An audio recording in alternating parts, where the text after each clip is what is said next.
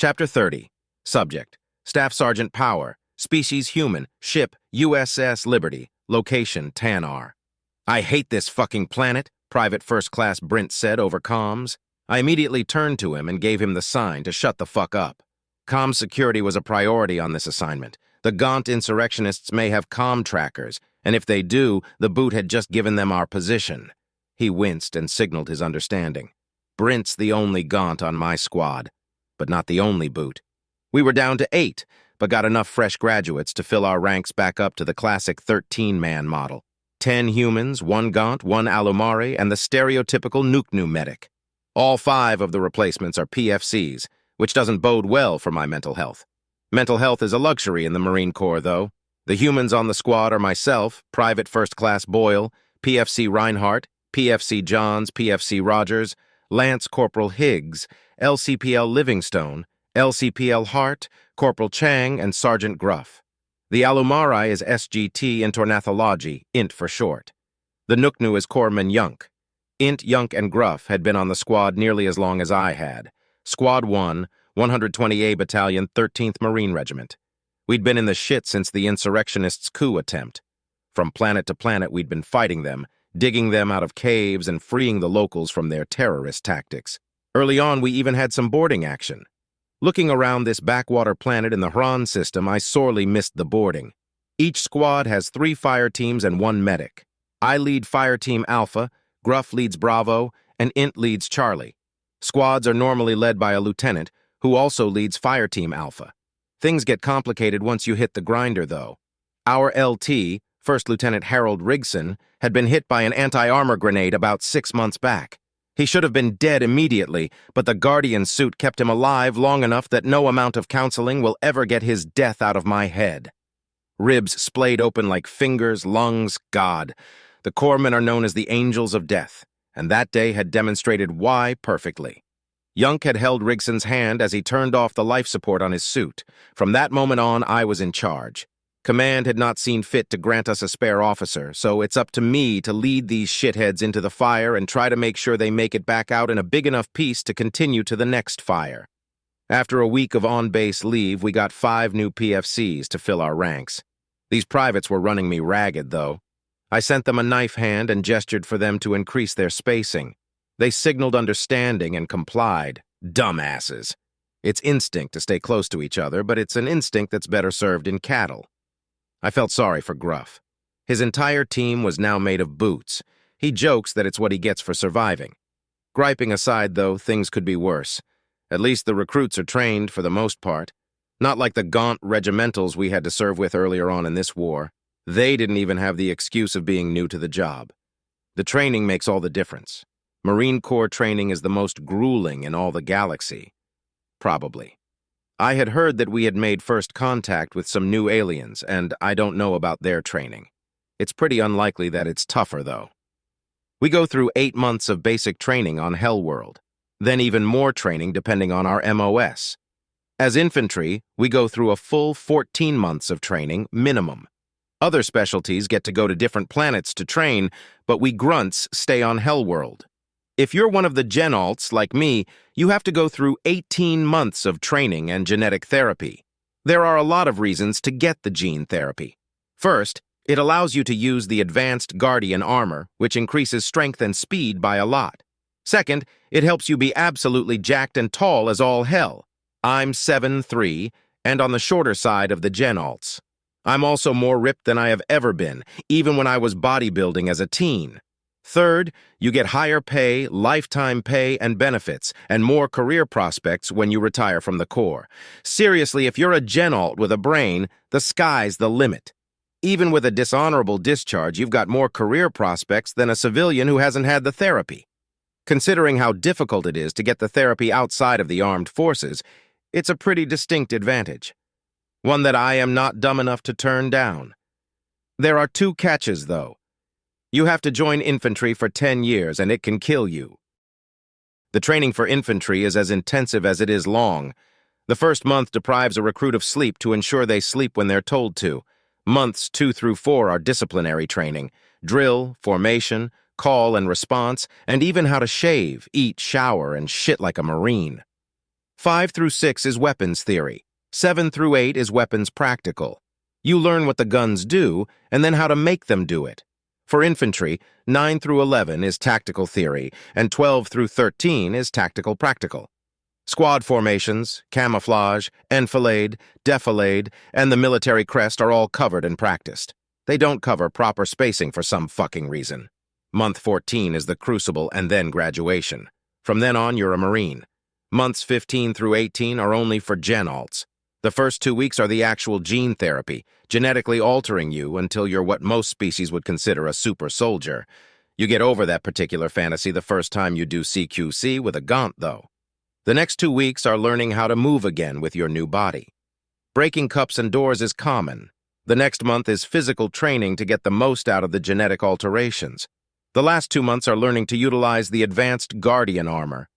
Persons other than Grunt do a more condensed version of infantry training before they go off to learn their real jobs. They learn the same things we do, but not as in-depth. A prime example is that POGs aren't trained on sidearms.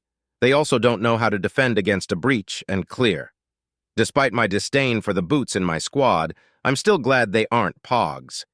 The ground crunched to signify a change in the terrain. Tannar is a gaunt farming world with rock deserts scattered throughout the otherwise temperate terrain. Of course, it's got jungles and Arctic zones and shit like that, but the grasslands and deserts are the only thing I've seen on this shithole. Int says that the rocks are the precursors of sand, but I ain't a geologist. All I know is that somewhere in this pebble pile is a cave that's acting as a base of operations for a particularly nasty set of dog towers that need to be put down. And they're ready for us.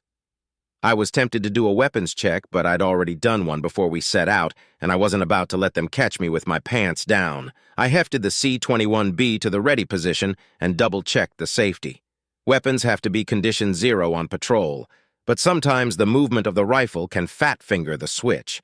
It only takes 1/10 of a second to fix, but 1/10 of a second is the difference between who shoots first. I glanced around, making sure everyone was covering their sectors. The boots were sulking, but otherwise doing their jobs. Good. I heard a soft bing from my helmet and felt a soft jab in my lower lip. Chow time. As I chewed the nutrition stick, I thought about how grateful I was for the notification. Without it, I would have jumped. Being poked in the face will do that to you.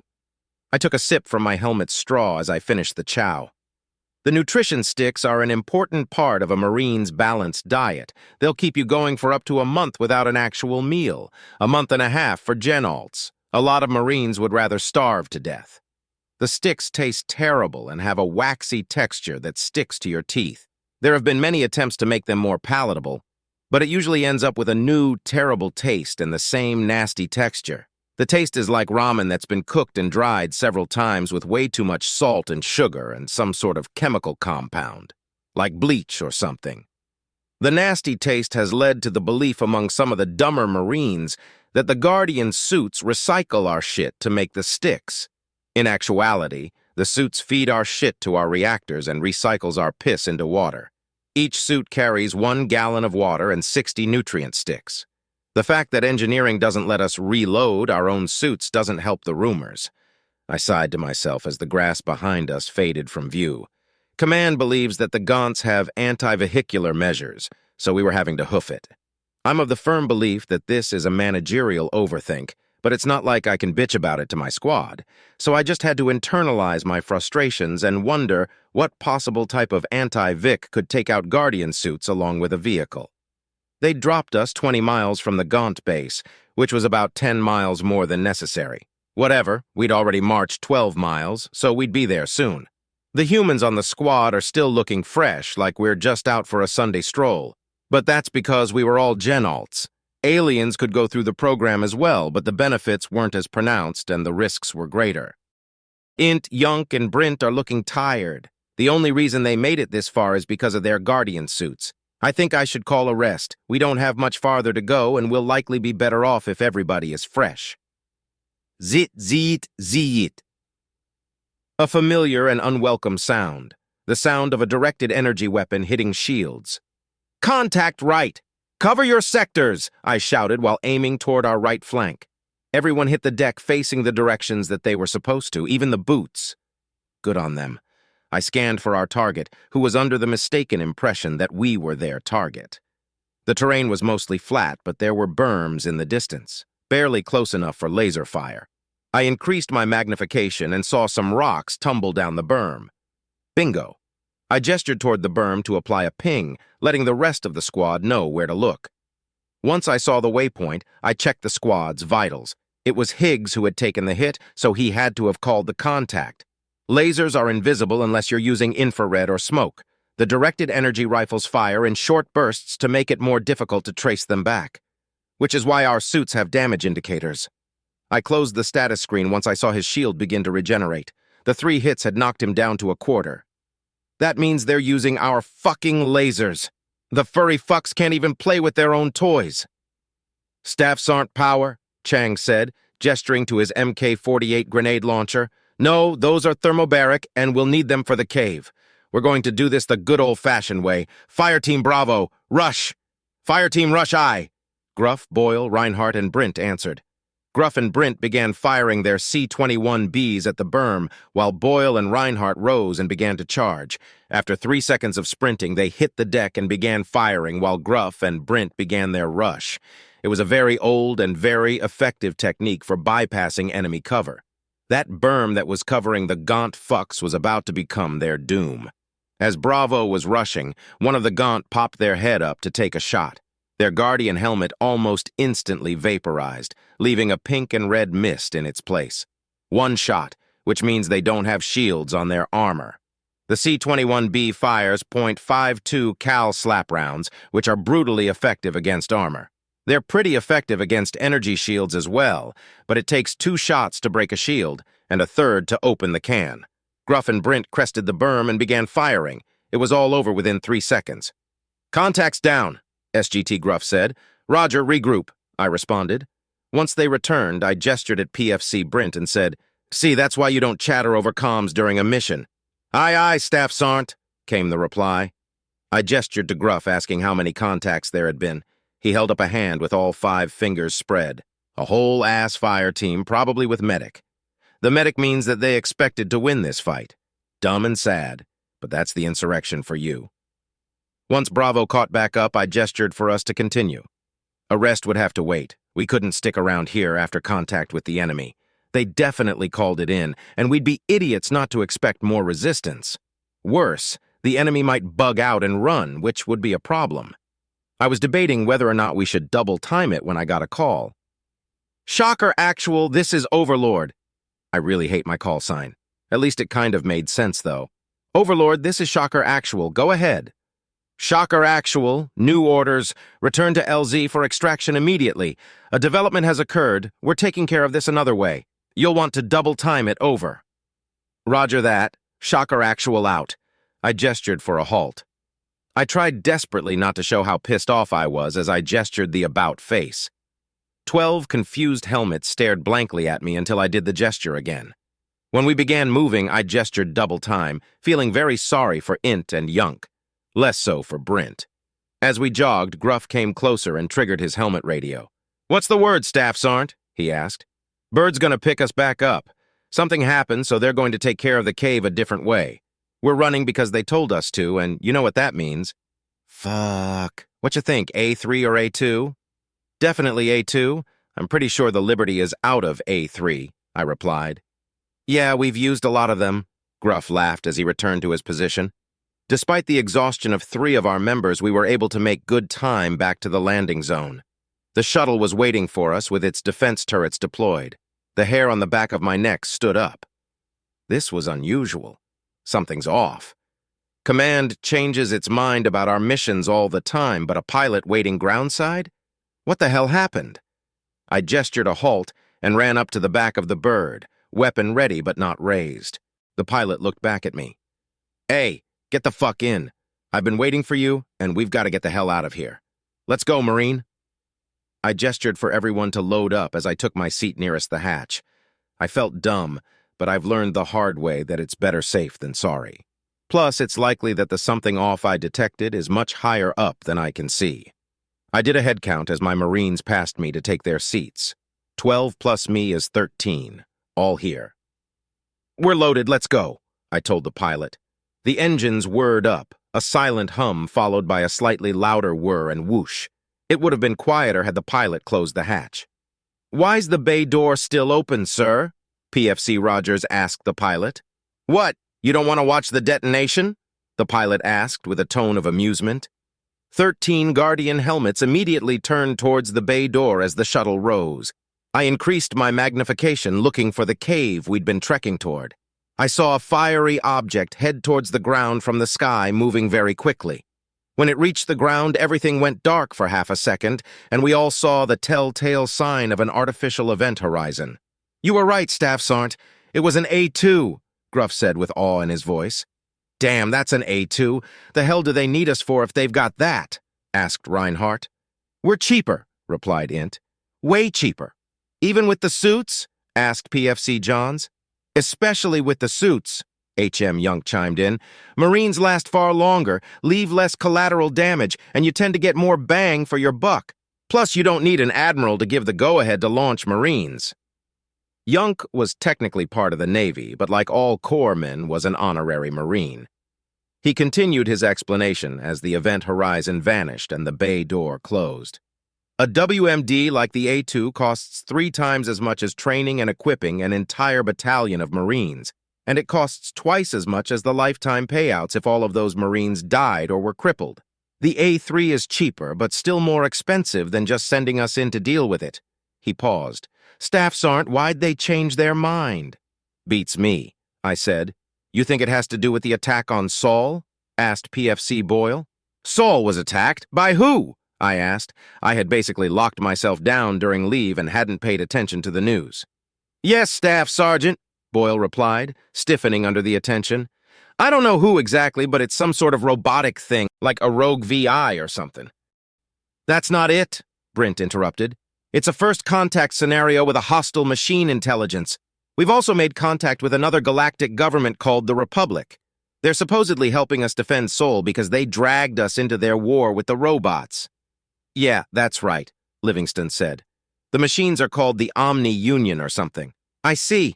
Dumb name, but yeah, that's probably it. We'll likely learn more when we get back to the ship," I said with a yawn and a wave that signified my intent to catch some shut-eye. I turned off my visor and closed my eyes as the other Marines chattered amongst themselves. I slept the entire ride and woke when the shuttle jerked from the docking clamps. When I turned my visor back on, I saw that Gruff was the only Marine awake. He nodded to me and I gestured a shh. I keyed my comms. "Rise and shine, Marines. We've arrived at the blessed landing deck of the USSS Liberty."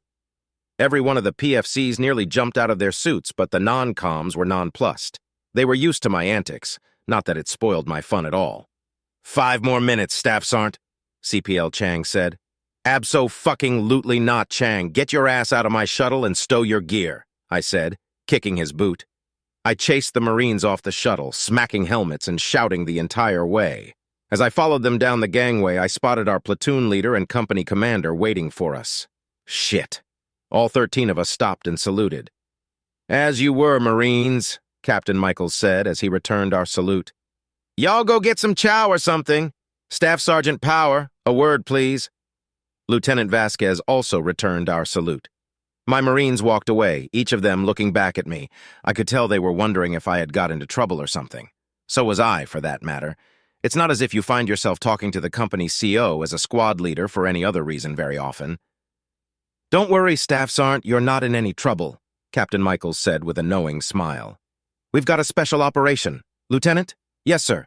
"Power, your squad is to report to the command room at 0800 tomorrow for briefing. I want a gear check done tonight. Everything needs to be cleaned and reloaded ASAP," Vasquez said. "Aye, aye, sir." "Excellent. As you were."